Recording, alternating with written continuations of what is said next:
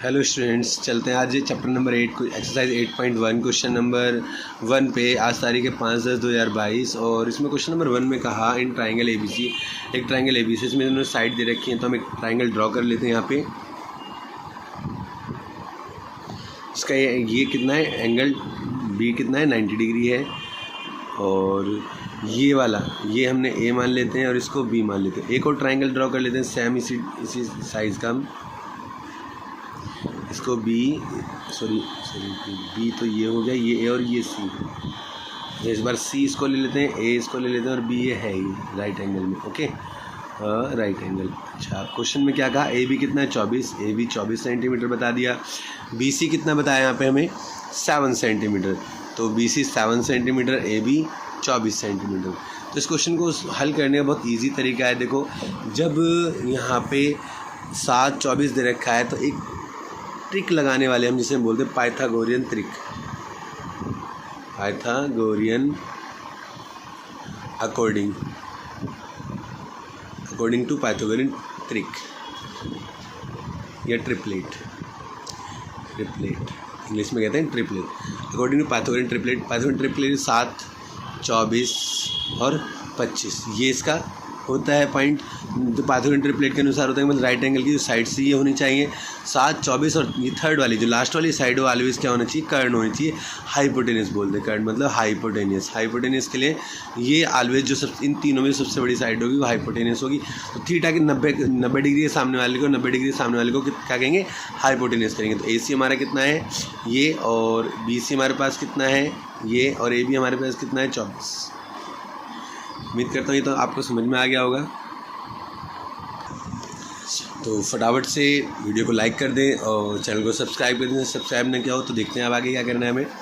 इस क्वेश्चन के अंदर जो हमने 7 24 25 करके हमने तीसरी साइड हमने निकाली, 25 होगी 25 सेंटीमीटर, ये भी 25 सेंटीमीटर। अच्छा, एक फार्मूला होता है पंडित बद्री प्रसाद हर बोले। अच्छा, ये साइन थीटा के लिए जो लगता है, फटाफट हम ये वाला फार्मूला यूज़ करेंगे। फर्स्ट पार्ट में बोला साइन A कॉस A, तो साइन A और कॉस A मैं यहाँ लिख लेता हूँ कॉस A। ओके, फिर सेकंड वाले में बोला sine C cos C, sine C और कॉस C। ओके, हमने यहाँ नोट कर लिया। अब चलते हैं ज़रा फॉर्मूले के हिसाब से। साइन का मतलब परपेंडिकुलर हाइपोटेनियस और बेस अपॉन हाइपोटेनियस कॉस का मतलब हो जाएगा। तो परपेंडिकुलर अपॉन हाइपोटेनियस, परपेंडिकुलर वो base upon hypotenuse, perpendicular upon hypotenuse और बेस अपॉन हाइपोटेनियस। ओके, अब इनकी वैल्यू कैसे लिखेंगे, किसको बेस किसको परपेंडिकुलर मानते हैं, आपको बस हमेशा ये ध्यान रखना है। जब भी दो चीज़ें साइन मतलब एंगल ये वाले जो 90 डिग्री को छोड़कर दो पॉइंट्स बचते हैं, एक तो ये C और एक A। अगर C और A दोनों के रिगार्डिंग क्वेश्चन पूछा है तो आपको क्या करना है, दो ट्राइंगल ड्रॉ करने, इसको ऑलवेज बेस मानना है। ये बेस हो गया, ये परपेंडिकुलर हो गया, ये भी परपेंडिकुलर हो गया। अच्छा, ये लॉन्गेस्ट साइड हाइपोटेनियस हो गई और ये लॉन्गेस्ट साइड हाइपोटेनियस हो जाएगी। ओके बेटा, अब आपने ये लिख लिया। अब जैसे जैसे बोला उसने कहा साइन A, जब साइन A की बात करें तो A जिसमें नीचे की तरफ है A, इस वाले ट्राइंगल में A नीचे की तरफ है, इस वाले ट्राइंगल में देखेंगे perpendicular upon hypotenuse, perpendicular upon 7/25। अच्छा, कॉस A के हिसाब से कॉस A बोला तो A वाले ट्राइंगल में ही बेस अपॉन हाइपोटेनियस, बेस कितना 24 और अपॉन 25, 24/25 इसका आंसर हो जाएगा। अच्छा, फिर उसके बाद साइन C कॉस C, तो ये C वाले ट्राइंगल में जाएंगे तो इसमें बोला परपेंडिकुलर अपॉन हाइपोटेनियस, तो 24/25। फिर बेस अपॉन हाइपोटेनियस बोला है इसमें कॉसेक के अंदर, आप देख सकते हो कॉसेक में बेस अपॉन हाइपोटेनियस बोला है, तो इसमें 7/25 पे जाएंगे, 7/25।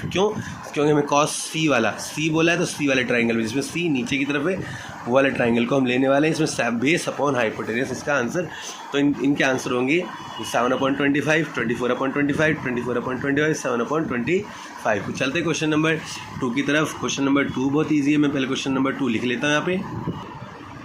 क्वेश्चन नंबर 2 इन फिगर 8.13 हमें एक फिगर दे रखी थी और इसमें हमें फाइंड आउट करना है tan P और cot R की वैल्यू फाइंड आउट करनी है। तो देखो P और R दोनों की बात बोली है, तो हमने P और R दोनों एक्यूट एंगल है, इनको एक बार R के रूप में नीचे ले लिया और एक बार P के फॉर्म में इसको नीचे ले लिया। अब आगे हमें क्या करना है, क्वेश्चन कैसे सोल्व करेंगे आगे ध्यान से देखें। तो फिर वही लिखेंगे according to Pythagorean triplet, according to Pythagorean triplet, क्योंकि पाइथागोरन ट्रिपलेट क्या कहती है, 5 12 13। तो देखो सबसे लॉन्गेस्ट साइड जो हाइपोटेनियस होगी, हाइपोटेनियस कितना है, पी आर। तो मतलब हमारी ये वाली पाइथागोरन ट्रिपलेट काम करेगी। पी आर ये हो गया, और पी क्यू कितना है 12, और क्यू आर कितना है 5। क्यू आर कितना हो गया 5। तो अब देखो यहाँ पे अब ये वाली साइड जो मिसिंग थी वो आपने निकाली 5 सेंटीमीटर, इसको भी 5 सेंटीमीटर बोल देंगे। अब फटाफट tan p और cot r निकालते हैं। देखो tan p cot r कितने इजीली फॉर्म में निकलेंगे। बेटा एक स्केल दो इस पर रखने के लिए। tan p यहाँ लिख लेता हूँ, tan p minus cot r। तो tan p की वैल्यू क्या है ज़रा देखें आप, परपेंडिकुलर हाइपोटेनस के हिसाब से। यहाँ देखो पीछे वाले क्वेश्चन में दिखा था, परपेंडिकुलर अपॉन बेस होता है tan p का मतलब। tan p का मतलब क्या होता है, परपेंडिकुलर अपॉन बेस। तो परपेंडिकुलर tan p बोला है, मैं यहाँ लिख देता हूँ सॉल्यूशन tan p और cot r। फटाफट यहाँ वैल्यू देखें कैसे लिखना है, ध्यान से देखेंगे। जब p बोला है तो p वाले ट्राइंगल में perpendicular upon base, perpendicular 5/12। cot r बोला है तो बेस अपॉन परपेंडिकुलर। क्या होता है cot का मान, बेस अपॉन परपेंडिकुलर। देख सकते हो लाल पंडित बद्री प्रसाद हर हर बोले। तो परपेंडिकुलर अपॉन बेस तो इसका हो जाता है tan का परपेंडिकुलर अपॉन बेस, और cot r का बेस अपॉन परपेंडिकुलर होता है इसका रिवर्स। तो देखो cot r के हिसाब से बेस कितना है 5 और परपेंडिकुलर कितना है 12, 5/12 हो जाएगा। तो वैल्यू रखेंगे इसकी 5/12 और इसकी भी 5/12। तो दोनों की वैल्यूज से वैल्यूज़ खत्म हो जाएंगी, आंसर क्या आएगा 0।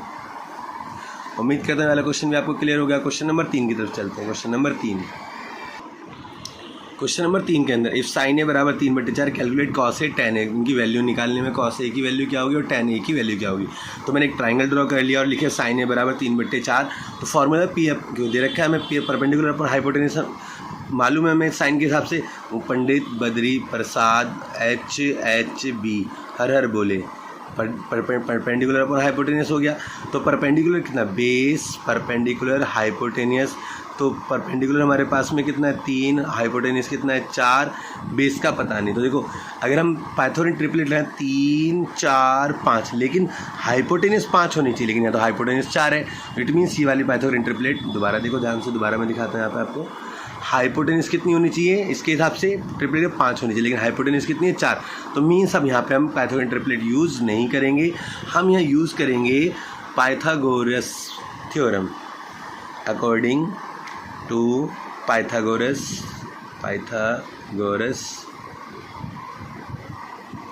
थ्योरम, उसके हिसाब से क्या होता है, हाइपोटेनियस का स्क्वायर बराबर परपेंडिकुलर का स्क्वायर प्लस बेस का स्क्वायर। तो फटाफट इसके हिसाब से हम वैल्यू रख लेते हैं। देखो क्या क्या चीज़ें हैं वैल्यू में। तो सबसे पहले जो बेस है हमारे पास वो नहीं पता हमें, तो बेस को हम लिख लेते हैं ए बी का स्क्वायर। ओके, परपेंडिकुलर हमारे पास कितना है 3 का स्क्वायर, हाइपोटेनियस कितना है 4 का स्क्वायर, ए बी का स्क्वायर एज इट इज़ लिखेंगे, 4 का स्क्वायर 16 और 3 का स्क्वायर 9। तो 9 को एज इट इज़ लिखेंगे, ए बी का स्क्वायर एज इट इज़ लिखा 16 माइनस का 9 कितना बचेगा 7, तो 7। ए बी को एज इट इज़ लिखेंगे और यहाँ पे ध्यान देंगे, यहाँ पे सिर्फ √7 लगा रहा हूँ। वैसे प्लस माइनस दोनों वैल्यू होती हैं, लेकिन जब हम किसी भी ट्राइंगल की साइड्स निकाल रहे होते हैं पॉजिटिव होती हैं, इसलिए हम इसकी वैल्यू जो लेंगे √7 सिर्फ पॉजिटिव वाली वैल्यू लेंगे, नेगेटिव वाली वैल्यू नहीं लेने वाले हैं। तो आंसर होगा इसका √7। यहाँ पे बेस हमारे पास √7 आ गया। अब फटाफट वैल्यू यहाँ पे मैं यहीं कहीं करता हूँ, पेज नहीं पलट के यहाँ पे आंसर निकाल देता हूँ आपका। tan a निकालना है और cos a निकालना है। cos a, tan a का मतलब परपेंडिकुलर अपॉन बेस, तो tan a का मतलब परपेंडिकुलर कितना 3 और बेस हमारे पास कितना है √7। अभी तो निकाला हमने √7 ये। तो tan a का मतलब क्या हो गया 3/√7 और cos का मतलब बेस अपॉन हाइपोटेनियस, बेस कितना है √7/4। आप आंसर चेक कर सकते हो। चलते हैं अगले क्वेश्चन की तरफ। क्वेश्चन है गिवन 15 cot a बराबर 8, फाइंड द sec a और sin a। दोनों की वैल्यू में निकालनी है। तो पहले 15 cot a लिख लेता हूँ। 15 cot a बराबर 8 दे रखा है, cot a को एज इट इज़ लिख लेंगे और 8/15 हो जाएगा। अब हमें cot का मालूम है, हमें बेस अपॉन परपेंडिकुलर होता है, बेस अपॉन परपेंडिकुलर। बेस हमारे पास कितना है 8, परपेंडिकुलर कितना है हमारे पास 15। जिसको ध्यान ना हो तो लाल वो पंडित बद्री प्रसाद हर बोले के हिसाब से बेस अपॉन परपेंडिकुलर निकाल सकते हैं आप। ठीक है, हमने perpendicular upon base upon perpendicular के हिसाब से वैल्यू लिख ली 8 और 15। तो पाइथागोरियन ट्रिपलेट क्या कहते हैं? According to Pythagorean triplet, Pythagorean triplet के अनुसार क्या होगा? 8, 15, 17। तो ये AC कितना हो जाएगा हमारे पास? 17 हो जाएगा AC। और AB हमारे पास कितना है? 8 है। और BC हमारे पास कितना है? हमारे पास 15 है। तो सबकी वैल्यू हमारे पास आ गई। अब इस पर मैं लिख लेता हूँ 17। अच्छा, अब ये बेस, ये परपेंडिकुलर और ये हाइपोटेनियस हो गया। अब इन तीनों की वैल्यू को यूज़ करते हुए हम क्या करने वाले हैं? किसका मान निकालना है? साइन ए और सेक ए का। तो साइन ए और सेक ए, साइन का मतलब होता है परपेंडिकुलर अपॉन हाइपोटेनियस, और परपेंडिकुलर हमारे पास 15, हाइपोटेनियस हमारे पास 17। सेक ए का मतलब होता है हाइपोटेनियस अपॉन बेस, हाइपोटेनियस हमारे पास 17 और बेस हमारे पास 8। चेक कर सकते हैं आप इसका आंसर। चलते हैं अगले क्वेश्चन की तरफ। तो बच्चे चलते हैं क्वेश्चन नंबर 5 पे। क्वेश्चन नंबर 5 में सेक थीटा 13/15 बोला, तो यहाँ लिख लेते हैं सेक थीटा बराबर 13/12। सॉरी, 13/12 बोला है तो 13/12 लिख लिया हमने। तो फॉर्मूला होता है इसका हमारे पास, जस्ट हम देख सकते हैं ऊपर वाले में, hypotenuse upon base, hypotenuse upon base. Hypotenuse हमारे पास कितना? 13 और ये कितना? बेस कितना? 12। तो according to Pythagorean triplet, according to Pythagorean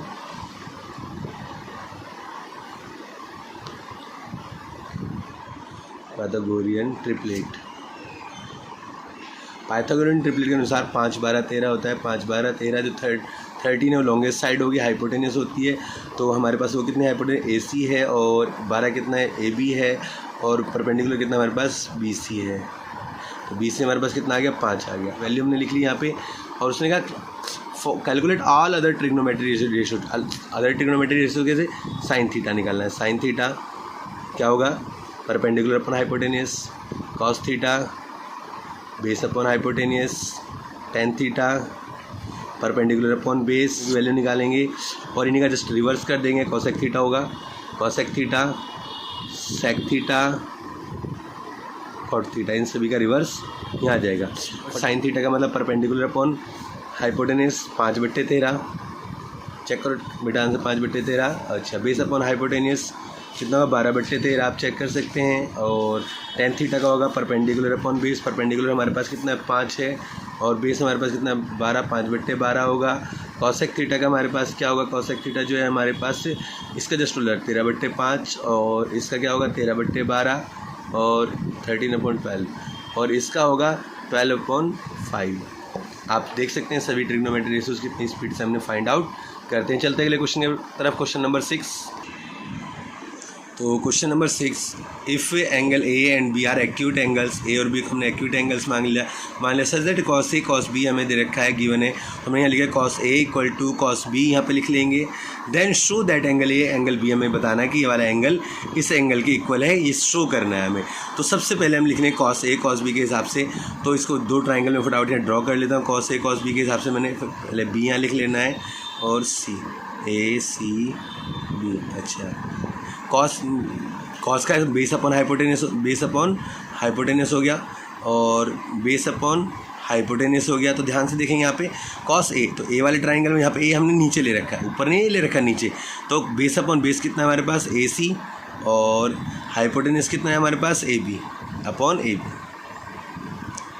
अच्छा, कॉस बी, बी के साथ बेस अपॉन हाइपोटेनियस, बेस कितना है? बी सी, हाइपोटेनियस कितना है? A B. आप देख सकते हैं, जब मुश्किल नहीं लग रहा होगा आपको यहाँ देखने में कि जो बेस है और हाइपोटेनियस उस पर हम बस फोकस करना है। Base upon hypotenuse, base upon hypotenuse. जब ए बोला है कॉस ए तो ए वाले ट्राइंगल में, और कॉस बी बोला है तो बी वाले ट्राइंगल में। ट्राइंगल वही है, वैल्यूज़ वही ली है हमने, बस खाली इसको दो बार बना लिया हमने। बस कैसे करा कि एक बार ए ऊपर ले लिया और एक बार बी ऊपर ले लिया यहाँ पे, मतलब एक बार ए नीचे और एक बार बी नीचे। अब उसके बाद देखो इन ए सी को यहीं रखेंगे और बी सी को भी यहीं रखेंगे। ये ए बी उधर ऊपर गुणा में जाएगा, ए बी, और नीचे भी हमारा ए बी है, ए बी से ए बी खत्म हो जाएगा।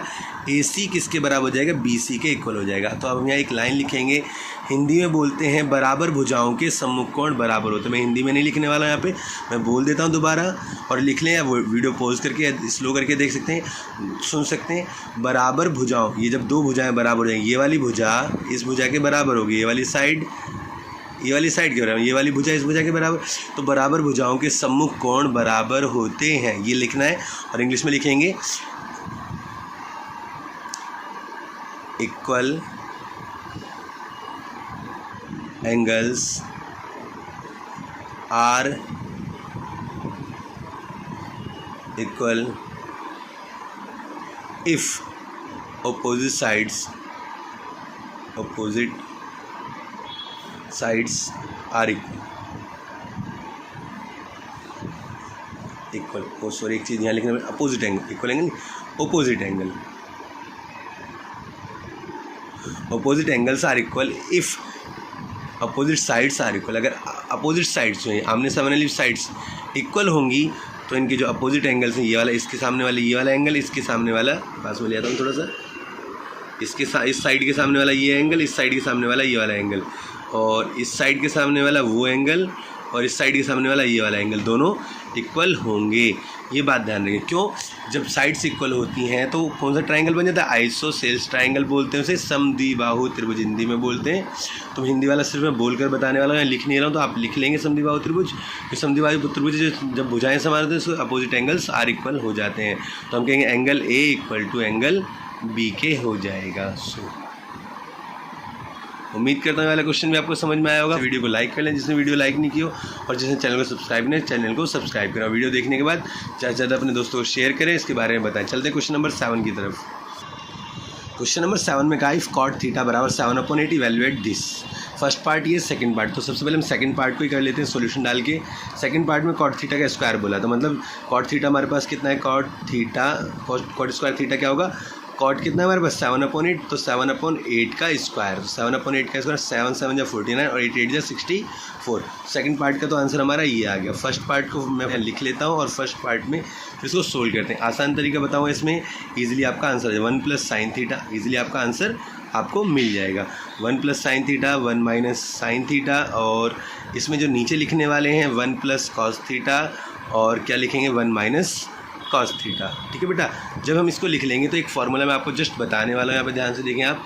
तो जब ये सिचुएशन हो, डिजिट एक जैसी हो, साइन अलग अलग हो, मतलब a + b और a - b ये दे रखा है हमें, तो फार्मूला कहता है a² - b²। मतलब आप देखो, जब a + b a - b ये फार्मूला है, तो जो माइनस वाली टर्म है उसके ऊपर इन्होंने स्क्वायर लगा दिया। मतलब ये है 1 का स्क्वायर 1 - sin² थीटा, देख सकते हैं।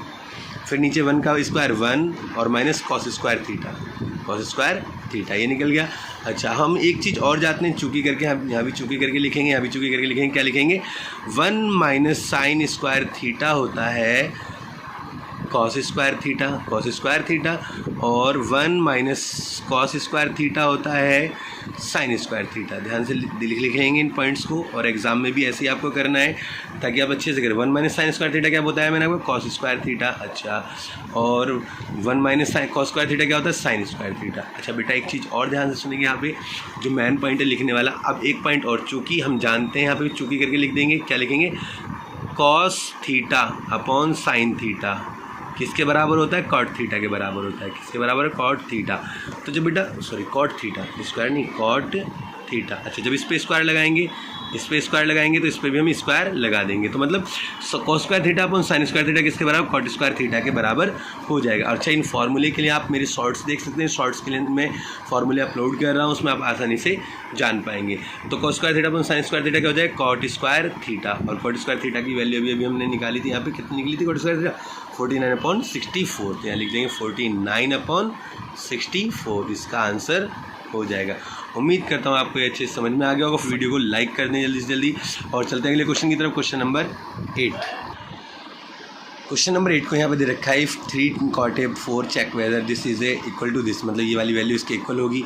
तो बेटा इसको मैं 2 तरीके से आपको बताने वाला हूँ। पहला तरीका देखो ये है, मैं जैसे हम तरीका करते हैं सभी वैसे 4/3 अपने हमें ले लेंगे, और बेस अपॉन परपेंडिकुलर यहाँ पे हो जाएगा हमारा। बेस हमारे पास कितना है 4, परपेंडिकुलर हमारे पास कितना है 3, और हाइपोटेनस हमारे पास 5 हो जाएगा। कैसे, अकॉर्डिंग टू पाइथागोरियन ट्रिपलेट। इसके अनुसार क्या होता है, 3 4 और 5। ओके, ए बी हमारे पास में 3 हो गया, ए बी हमारे पास में BC बी सी हमारे पास 3 हो गया, ए बी हमारे पास में 4 हो गया, और बी और ए सी हमारे पास कितना हो गया 5। तो अब देख सकते हैं यहाँ पे निकल गया। तो 1 minus ten square, 1 minus ten square, ten का मतलब होगा, यहाँ पे लिख लेता हूँ साइड में एक वैल्यूज़ इन सब की, टेन स्क्वायर ए, टेन का मतलब हमारे पास परपेंडिकुलर अपॉन बेस 3/4, तो 3 का स्क्वायर 9 और 4 का स्क्वायर 16। दोबारा देख लो, मैं यहाँ पे चलो पूरा लिख लेता हूँ। टेन का फॉर्मूला क्या होगा, परपेंडिकुलर पंडित बद्री प्रसाद हर बोले के सब परपेंडिकुलर अपॉन बेस। परपेंडिकुलर कितना हमारे पास में 3 और बेस हमारे पास कितना है 4, तो 3/4 का स्क्वायर, ओके 3/4 का स्क्वायर अपॉन में। अच्छा फिर उसने बोला 1 माइनस 10 हो गया, और यहाँ पे लिखना 1 + 10, 1 + 10 तो 3/4 का स्क्वायर, ओके। यहाँ लिख लेता हूँ, थोड़ा जूम कर देता हूँ।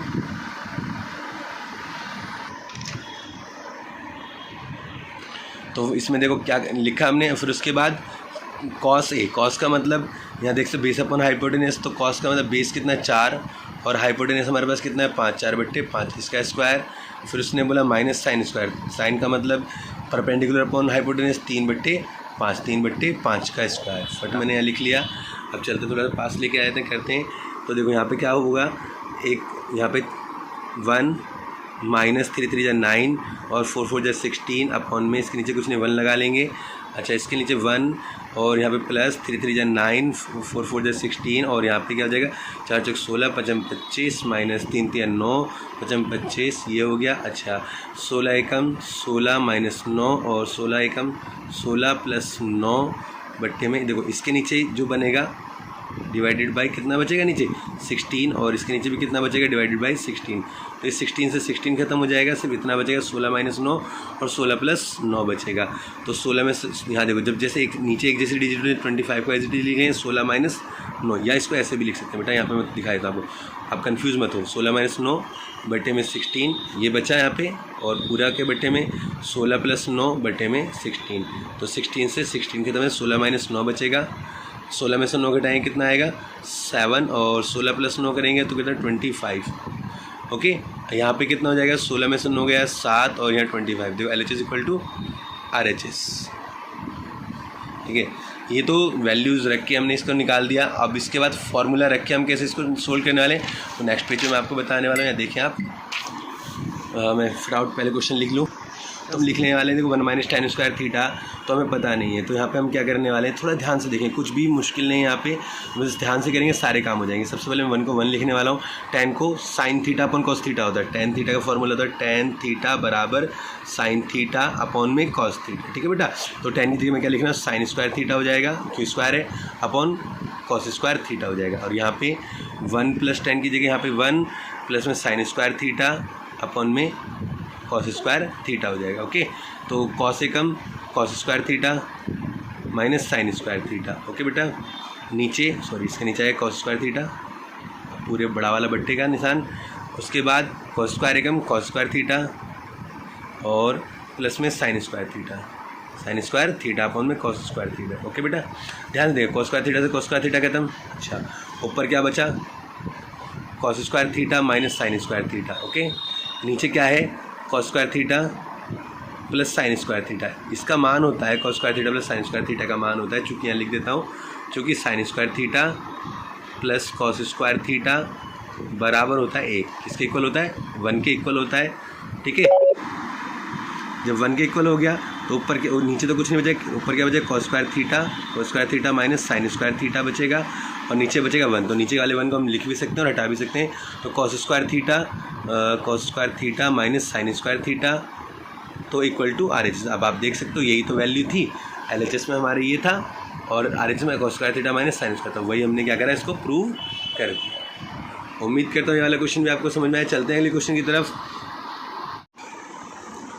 तो बेटा चलते हैं, ये क्वेश्चन जो आगे हैं हम क्वेश्चन नंबर 9 पे आए। क्वेश्चन नंबर 9 में दिखाया यहाँ पे in triangle ABC right angle at B, मतलब एक ट्राइंगल यहाँ पे हमने ले लिया जिसके अंदर क्या है B पर एक राइट एंगल है, ये A है और ये C है, ठीक है बेटा। ध्यान से देखना है इस चीज़ को, ये 90 डिग्री है, ये कितना है 90 डिग्री है।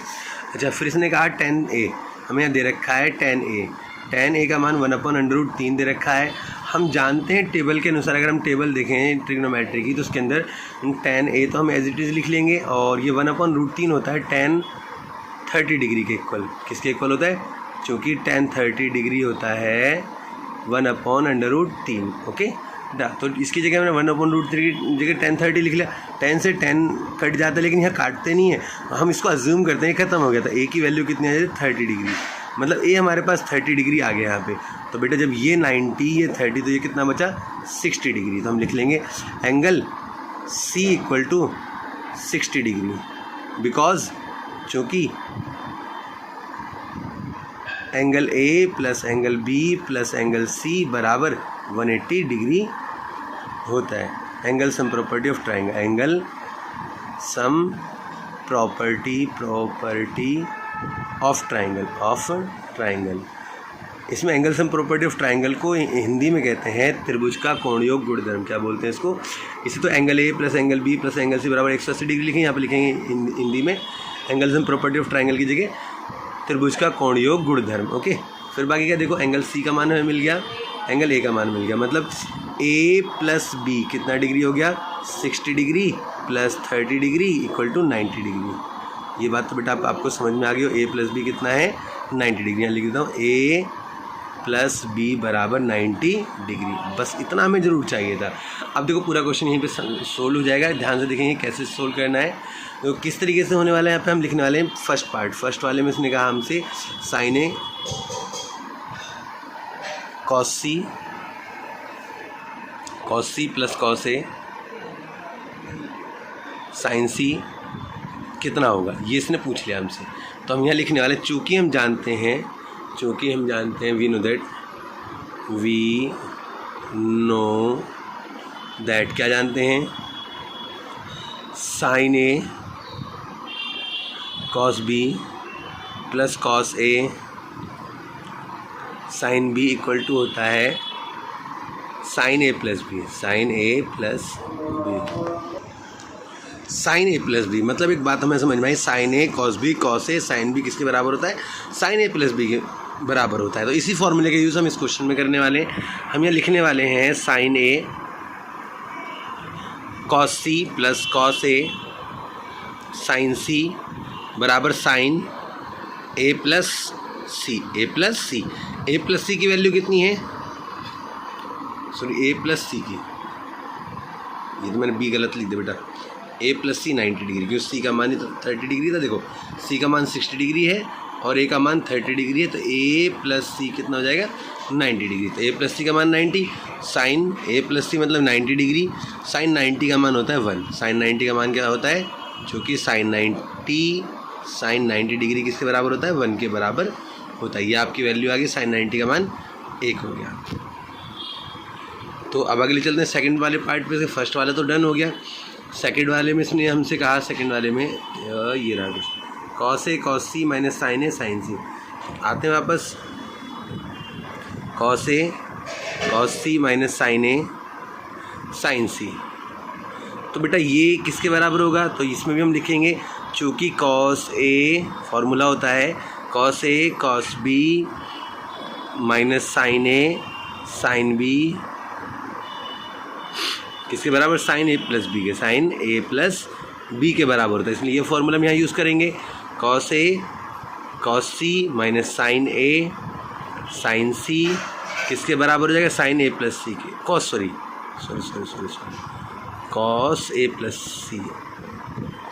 प्लस C के बराबर। किसके बराबर हो जाएगा? कॉस A प्लस C के बराबर हो जाएगा। तो दोबारा मैं बताया था बेटा, यहाँ पे सॉरी यहाँ गलती हो गई है। कॉस A कॉस C हमें दे रखा था minus sine A sine C, तो cos A cos B minus sine A sine B के बराबर होगा, तो कॉस A प्लस B के इक्वल होता है इसका मतलब। तो कॉस A कॉस C हमने क्वेश्चन में से लिया, यहाँ पे कॉसाइन A साइन C भी क्वेश्चन से ले लिया यहाँ पे हमने। तो ये किसके बराबर हो जाएगा? कॉस A प्लस C के। और A प्लस C कितने डिग्री था? अभी मैंने बताया था आपको 90 डिग्री। तो यहाँ A प्लस C की वैल्यू तो A प्लस C की जगह हम क्या लिख देंगे? 90 डिग्री। कॉस 90 डिग्री का मान कितना होता है? चूँकि कॉस 90 डिग्री होता है 0 के इक्वल, 0 डिग्री। तो यहाँ पे हम क्या लिखने वाले हैं? 0 डिग्री, इसका आंसर आ जाएगा। तो कॉस 90 इसका मान आ गया। चलते हैं क्वेश्चन नंबर 10 की तरफ। क्वेश्चन नंबर 10 में कहा in triangle P Q R right angle at Q पर क्या है, एक राइट एंगल है, P R plus Q R कितना है 25 सेंटीमीटर है एंड और पी क्यू कितना है 5 सेंटीमीटर है। तो sine P cos P tan P हमें फाइंड आउट करना है। तो इसका तरीका बेटा क्या होगा कि मैं एक ट्राइंगल यहाँ पे ड्रॉ कर रहा हूँ आपके सामने, आप देख सकते हैं। ये इसने कहा क्यू एट ए राइट एंगल, तो क्यू पर क्या है, राइट एंगल है, पी और आर यहाँ पे है। हमने पी इसलिए नीचे लिया क्योंकि हमें sine P cos P tan P निकालना है। अच्छा, पी क्यू की वैल्यू कितनी है 5, पी क्यू की वैल्यू 5 सेंटीमीटर है और P R plus Q R कितना है 25 सेंटीमीटर है। तो बेटा यहाँ पे हम यूज़ करेंगे वही अपना पुराना तरीका जो था, बताया था मैंने लास्ट पिछले क्वेश्चन में भी, जो भी करवाया क्वेश्चन नंबर 1, 2, 3 के अंदर। तो according to Pythagorean triplet, according to Pythagorean triplet के अनुसार 5, 12, 13 ये होना चाहिए इसका टोटल। तो आप देख सकते हैं जब पी क्यू हमारा 5 है, पी क्यू कितना है 5 है। अच्छा, और जो सबसे बड़ी साइड होती है हाइपोटेनियस होता है वो ऑलवेज सबसे बड़ी होती है, तो पी आर हमारा ये हो जाएगा, ये हमारा पी आर हो गया। तो ये कितना बचा पी क्यू आर, कितना बचा है क्यू आर। तो आप देख सकते हैं P R plus Q are, P R plus Q are इसने हमें दे रखा है 25।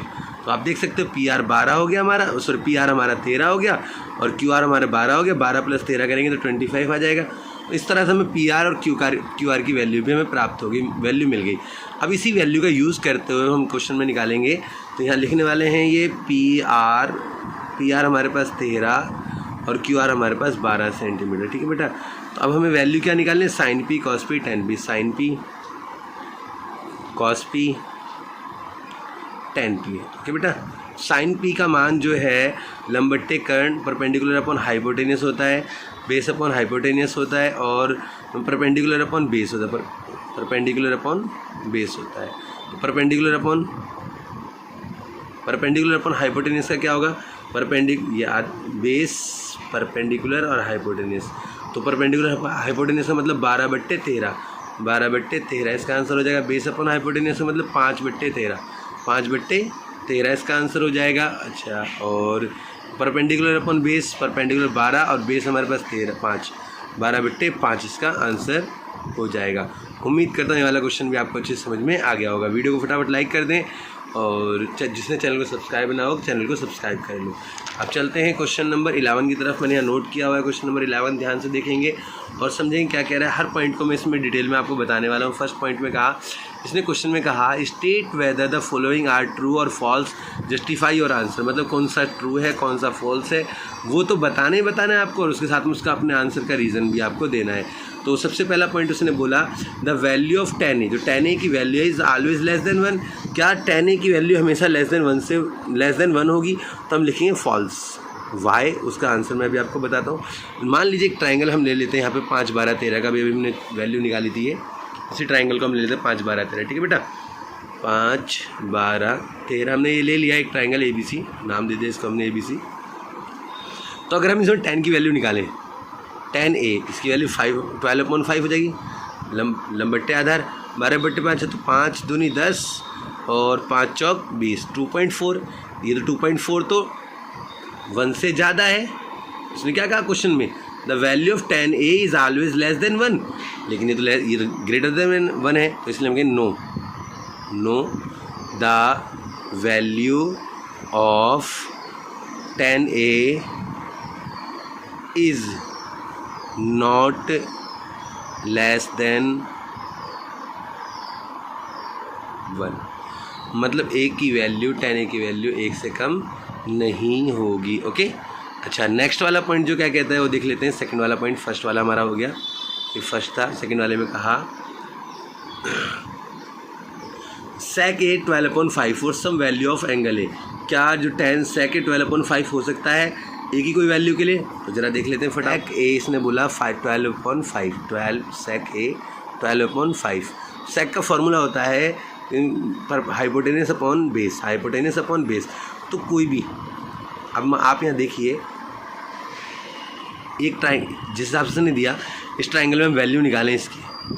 तो देखो बेस हमारे पास 5, ये हमारे पास 12, तो ये आ जाएगा अंडर रूट 12 12 144 और 5 25, 5 4 9 और 4 और 2 6, सॉरी माइनस करेंगे ना, 14 में से 5 गया 9 और 13 में से 2 गया 11, 119 आ जाएगा। कितना? 119 आ जाएगा। और 119 की वैल्यू लगभग 10 पॉइंट कुछ होती है। तो अब आप देख सकते हो सबसे बड़ी साइड कौन सी है? 12। तुम हाइपोटेनियस क्या है? सबसे बड़ा होना चाहिए। अगर हाइपोटेनियस छोटा है, अगर हाइपोटेनियस की वैल्यू छोटी है इन दोनों से, तो इसका मतलब वो ट्रायंगल कभी भी पॉसिबल नहीं हो सकता। ट्रायंगल पॉसिबल नहीं है तो ये वैल्यू भी राइट ट्रायंगल के अंदर कभी भी नहीं हो सकती। ठीक है ना बेटा, ये वाली वैल्यू कभी भी राइट ट्रायंगल में नहीं हो सकती। लेकिन यहाँ पे पॉसिबल है क्योंकि ये 10 है और ये 5 है, तो 12 सबसे बड़ी संख्या है, हाइपोटेनियस सबसे बड़ा है, तो इसलिए हम कह सकते हैं, क्या बता सकते हैं? तो हम क्या कह सकते हैं? हाँ, यस, ये it is true, it is true, ये सही है, ट्रू है। अच्छा, थर्ड वाला पॉइंट पे चलते हैं। थर्ड वाले में क्या कहा क्वेश्चन में? थर्ड वाले में कहा cos A is the abbreviation of used for cosecant of angle A. No, third वाले में no because cos abbreviation is cosine. Cos का एब्रीविएशन क्या होता है बेटा? कोसाइन होता है। क्या होता है? कोसाइन होता है। तो इसलिए कॉस का एब्रीविएशन मालूम हो गया आपको, कोसाइन, COSINE कोसाइन। तो ये तो कोसेकेंड बोल रहा था, तो ये तो गलत हो जाएगा। ठीक है, तो इसलिए फॉल्स। थर्ड वाले में, सेकंड वाले में ट्रू आ गया, थर्ड वाले में फॉल्स। ओके, अच्छा फोर्थ वाले में चलते हैं। फोर्थ वाले में क्या कहा उसने? फोर्थ में क्या? Cot A is the product of cot and A. मतलब कह रहा है कॉस ए का मतलब कॉट और ए का प्रोडक्ट है। नो, हम यहाँ लिखे फोर्थ वाला पॉइंट फॉल्स। फॉल्स क्यों? False because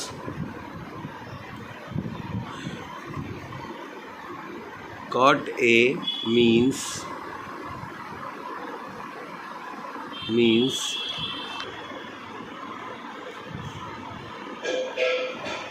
angle of cotangent. मतलब ये इसका मतलब कॉट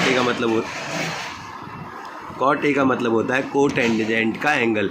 जो कोटेंजेंट का एंगल होगा वो कॉट ए होता है। अब चलते हैं अगले पार्ट की तरफ। फिफ्थ पार्ट में क्या कहा? फिफ्थ वाले को पढ़ते हैं। Fifth part, sine theta 4/3 for some angle theta. क्या ये पॉसिबल है? तो जरा देखते हैं। साइन का बोला, साइन थीटा का इसने कहा, साइन थीटा 4/3 कहा है इसने। साइन थीटा क्या बोला? 4/3। तो साइन थीटा को क्या बोलते हैं? परपेंडिकुलर अपन हाइपोटेनस फॉर्मूला होता है इसका। बेटे से पकड़ना, इसका स्केल रख दे इस पर। परपेंडिकुलर अपन हाइपोटेनस होगा इसका साइन थीटा का फॉर्मूला। तो जब साइन थीटा का फॉर्मूला परपेंडिकुलर हाइपोटेनियस होगा तो 4/3। तो यहाँ आप देखें हाइपोटेनियस की जो वैल्यू है वो 3 दे दी, और जो कि वो कभी पॉसिबल ही नहीं। आपको मैं ट्रायंगल बना के देता हूँ, क्योंकि जो हाइपोटेनियस है वो सबसे छोटी साइड तो नहीं हो सकती। ये कह रहा है 3 और ये 4, और जब आप 4 और 3 के हिसाब से आप इसको निकालेंगे 3 3 जा 9 और 9 3 3 जा 9 माइनस का जब आप जो लेते हो ABC पाइथागोरस थ्योरम यूज़ करोगे तो हाइपोटेनस का स्क्वायर माइनस परपेंडिकुलर का स्क्वायर। तो क्या पॉसिबल है? 3 3 जा 9 माइनस 4 4 जा 16 माइनस का 7 आ जाएगा। और जब आप इसको AB को निकालोगे तो AB किसके इक्वल हो जाएगा? √7। तो ये तो पॉसिबल ही नहीं है। तो इसका मतलब ये क्या हो जाएगा? फॉल्स। क्या हो जाएगा? ये false, because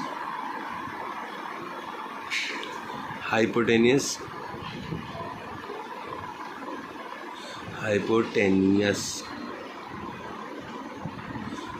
is always greater side, greater या larger side of triangle। किसी भी ट्राइंगल की ग्रेटर या लार्जर साइड होती है हाइपोटेनस। इसलिए अब आपका ये क्वेश्चन नंबर 11 भी कंप्लीट हो गया। इसके सारे पॉइंट्स मैंने आपको यहाँ समझा दिए। अब एक्सरसाइज हमारी स्टार्ट होगी 8.2। तो जब तक एक्सरसाइज 8.2 में मिलते हैं तब तक के लिए बाय बाय, टाटा। और जिसने लाइक ना किया हो चैनल को लाइक कर दें, सब्सक्राइब कर दें चैनल को, और वीडियोज़ को लाइक करें, अपने दोस्तों को ज़्यादा से ज़्यादा शेयर करें। Thank you.